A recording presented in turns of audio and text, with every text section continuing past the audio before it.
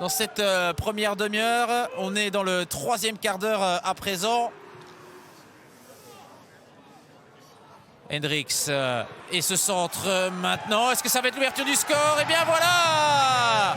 Ah oui, ça devait finalement arriver avec Lennart Mertens qui vient ainsi récompenser la domination. Son 90e but pour Danes ce soir. Et à la base, on retrouve Gaëtan Hendricks, ce petit service de Schrijver. Et puis Beaune qui est battu dans ce duel face à Mertens. Un but un peu à l'arraché, un vrai but d'attaquant. Et Tunkens doit s'avouer vaincu. Les compétences nécessaires. Mais c'est pas le coach qui va dégager une certaine grinta sur le banc de touche. C'est pas un nerveux. Ou attention Mertens pour ce ballon. Oh quel but splendide! Et le doublé de Lennart Mertens. Quelques secondes après le retour des vestiaires. Ah oui, la barre transversale rentrante pour Lennart Mertens. Et là on a été complètement surpris. Dans les tribunes, eh bien ils ont raté un but tout simplement. Avec ce ballon de Prichinenko et Mertens dans le dos de la défense. Et puis comme elle vient, c'est splendide. Il n'y a pas de hors-jeu, mauvais positionnement, mauvais alignement de la défense. Et la barre rentrante. 6 passes D depuis le début de la saison. C'est bien voté ça. Et derrière, et derrière, et derrière, et le 3-0. Et bien voilà, cette fois-ci tout est dit. Et 1, et 2, et 3 buts pour Lennart Mertens qui s'offre un triplé. Le triplé pour Lennart Mertens qui était bien placé. Doit constater les dégâts malheureusement pour sa première avec le Lierse. C'est tout simplement catastrophique. Regardez, défensivement on n'y est pas. Et avec un peu de réussite certes, là c'est vraiment la malchance. Ce ballon qui revient avec beaucoup de réussite à Lennart Mertens. Ce dégagement, regardez, complètement loupé de Scott Otterden. Et puis Lennart Mertens qui était à l'affût. Il est temps que ça se termine, hein, tout simplement pour le Lierse. Hendricks. Hendricks et le 4-0. Et c'est la catastrophe jusqu'au bout. Avec le but à présent de Nicolas Mercier pour sceller le score final de ce match. Et encore une fois, un contre-chanceux pour les Tigers et une erreur. Quand ça veut pas, ça ne veut pas. Segers. Le public qui s'énerve déjà un petit peu ici, qui demande à ce que son équipe joue vers l'avant. Voilà qui est fait avec De Kostereux, le centre vers Vossen, la reprise de volée de Jelle Vossen. Oh superbe, il est en forme hein, dans ce début d'année 2024. Ah quel goal, superbe. Ah, c'est un geste pur d'attaquant là, qui marque face à finalement son ancien club aussi, même si ce sont des espoirs. Ah quelle reprise de volée, superbe. Et donc Zulte Waregem qui prend les commandes de cette partie après 20 minutes. Ah, le bon centre hein, aussi à souligner. Le dédoublement et De Kostereux là qui parvient à les trouver. Il y a du suspense au moins dans cette rencontre, c'est déjà ça. Comme souvent d'ailleurs en Challenger Pro League. Avec ici cette perte de balle et le but. L'égalisation signée ADDJ Sternberg. La punition. Zulte Waregem joue encore une fois avec son bonheur. C'est décidément très très souvent le cas, trop souvent le cas. Les compteurs à égalité. Et on l'avait dit encore une fois, tant que Zulte Waregem ne menait pas de 2 buts d'écart, eh bien il y avait toujours ce risque d'être repris. Et là la finition de ADDJ Sternberg est parfaite. Mais quelle erreur de Koster. Comment ne sent-il pas venir dans son dos ADDJ Sternberg. beaucoup trop nonchalant, absent visiblement de Costereux. Il peut s'en vouloir. Berberi, de nouveau Olivier. Ah, il arrive à trouver un long ballon vers Makembo. Est-ce que Makembo va oser se présenter de l'autre côté? Il y a un ballon à chercher vers Dedaigne. Oh, s'il laisse passer l'ouverture du score!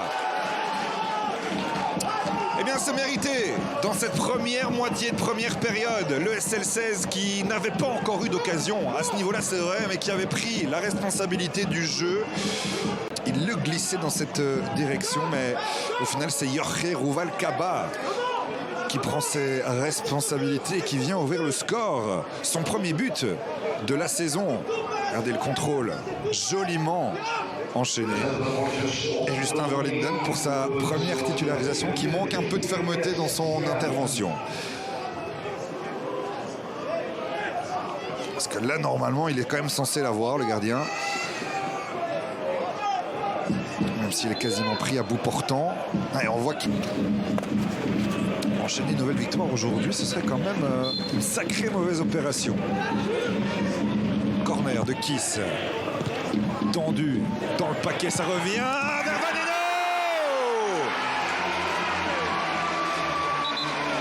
Il avait été très discret jusqu'à présent dans cette rencontre, Lucas Vaneno. Mais il aura besoin d'une seule frappe pour aller ouvrir déjà son compteur but. Et du Patro Esden a sonné presque à l'heure de jeu sur un deuxième ballon. C'est à nouveau une glissade qui empêche l'intervention de El Fadis dans les meilleures dispositions. Et ça permet à Vaneno d'avoir tout le loisir de frapper, de fouetter ce ballon. Imprenable pour Mathieu. Ça a donné un nouveau corner. Et non, maintenant le SL16 est attentive à ces corners. Il va y avoir deux changements aussi côté liégeois à venir avec les rentrées d'Adrien Giunta et de Benfica. Le corner qui arrive sur la tête, le deuxième ballon qui à nouveau est négocié par le Patro Esden qui en quelques minutes prend l'avantage sur deux corners, sur deux deuxièmes ballons, et c'est Pierrot qui vient donner cet avantage au Patro Esden. Premier but de la saison pour le milieu français. Le Patro n'a été dangereux qu'à une ou deux reprises, mais c'est sur phase arrêtée que cela coince. Et oui, regardez, là par contre, Khalidi était l'homme qui aurait dû aller sur le ballon, mais il ne pouvait pas faire grand-chose non plus. Le ballon retombe sur le pied gauche de Pierrot. Khalidi essaye de mettre le pied. Et à nouveau, Epolo qui est fusillé. Qui est le deuxième sur le ballon. Bamona qui ouvre vers Sam, à nouveau esselé, le retour de Berberi, et bon retour de Berberi dans un premier temps, mais Sam retrouve le ballon pour enrouler, c'est parfaitement réalisé, par Elisha Sam pour venir inscrire ce but et entériner plus que probablement la victoire du Patro Esden, 4e but de cette saison pour le buteur belge. Il profite bien des espaces depuis sa rentrée. Il y avait un bon retour pourtant de Berberi et qui n'a pas le réflexe du défenseur de se mettre à l'intérieur et qui permet complètement d'ouvrir le chemin vers le but pour Elisha Sam.